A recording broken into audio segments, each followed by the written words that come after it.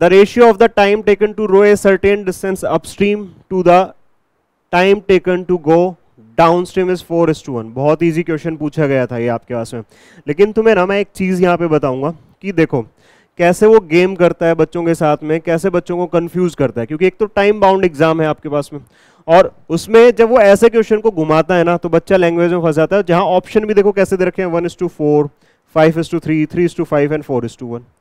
तो यहाँ एक स्टूडेंट को प्रॉब्लम आती है, अगर वो स्टूडेंट इस क्वेश्चन को ध्यान से नहीं पढ़ेगा तो वो गलत करके आएगा। तो पहले देखो क्या कह रखा है, ये आपके पास में बोट एंड स्ट्रीम का क्वेश्चन है। ये कह रहा है the ratio of the time taken to row a certain distance upstream, ठीक है, एंड डाउनस्ट्रीम का रेशियो दे रखा है। किस चीज का? टाइम का। टाइम क्या है आपके पास में? 4:1, 4/1 हो जाएगा यहाँ पे, ठीक है। अब यहाँ पे जो डिस्टेंस देखो क्या है, time taken to row a certain distance, मतलब डिस्टेंस क्या है? सेम है। और अगर डिस्टेंस सेम होता है तो टाइम और स्पीड का रेशियो एक दूसरे के उल्टा होता है, एक दूसरे के रेसिप्रोकल होता है आपके पास में। तो ये कितना हो जाएगा? 1/4। सेम डिस्टेंस कॉन्सेप्ट हमने पढ़ा है आपके पास में स्पीड टाइम डिस्टेंस के अंदर में। सेम डिस्टेंस कॉन्सेप्ट ये कहता है आपके पास में कि अगर डिस्टेंस सेम है तो टाइम और स्पीड का रेशियो एक दूसरे के रिवर्स हो जाता है, रेसिप्रोकल हो जाता है, उल्टा हो जाता है आपके पास में। तो मैंने लिख दिया कि स्पीड का रेशियो 1:4 होगा। अब यहां अगर बच्चा सिर्फ क्वेश्चन को ऊपर से पढ़ता है कि the ratio of the speed of the along the stream to that of upstream, ठीक है, तो वो आप ऑप्शन क्या करके आएगा आपके पास में? 1:4 करके आएगा।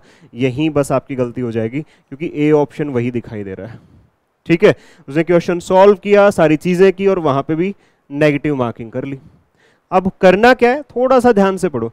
स्पीड अलोंग द स्ट्रीम मतलब डाउन स्ट्रीम, और अपस्ट्रीम का रेशियो पूछा है। तो डाउन स्ट्रीम क्या है? 4 है, और अपस्ट्रीम क्या है? 1 है। बस ये गेम होता है आपके पास में बच्चों के साथ में। तो राइट आंसर क्या होगा यहाँ पे? 4:1 हो जाएगा, ठीक है। क्लियर इतना? तो ये छोटी छोटी चीजें जो है हमें बहुत ध्यान से करनी पड़ेंगी, बहुत ध्यान रखना पड़ेगा इन चीजों का। नेक्स्ट देखिए, what is the total surface area, what is the total surface area of a solid cylinder whose radius is half the radius of the circle of area 154 meter square and height is the same as its radius, ठीक है।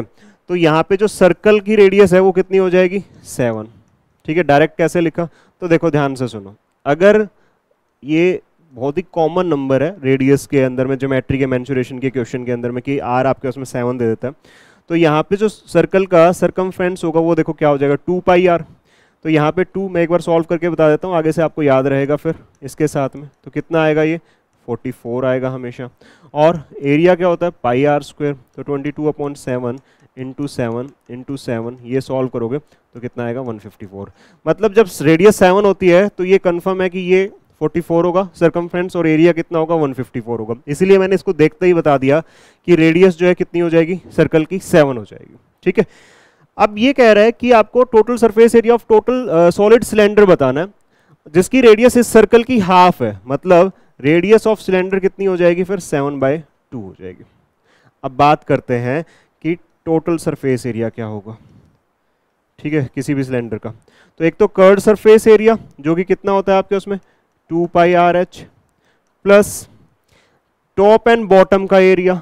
Top and bottom तो नीचे क्या है? Circular है आपके पास में, तो सर्कल का एरिया πr² होता है, और 2 है टॉप एंड बॉटम, तो 2 कर दो, तो 2 × πr²। अब सॉल्व कर लेते हैं डायरेक्ट, यहाँ पे आपके उसमें कुछ कॉमन नहीं लेंगे, ठीक है। तो 2 × 22/7, रेडियस 7/2 है, इंटू हाइट आपके पास में क्या दे रखी है? Height is the same as its radius, तो कितनी हो जाएगी? 7, प्लस 2 × 22/7, 7/2 × 7/2, ठीक है।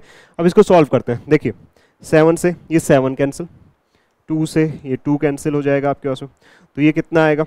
154, प्लस यहाँ 7 से ये 7 कैंसिल, 2 से ये 2 कैंसिल, 2 से ये 11 पे कैंसिल, कितना आ जाएगा? 77। अब इसको ऐड कर दो, कितना आएगा? ये 3, ठीक है, और ये 2, 231 आपके पास में metre square. D is the right answer. Clear है? तो ऐसे इसको हम सॉल्व करेंगे। तो इजी क्वेश्चन था, मुझे लगता है किसी स्टूडेंट को इसमें कोई प्रॉब्लम होगी। नेक्स्ट देखिए,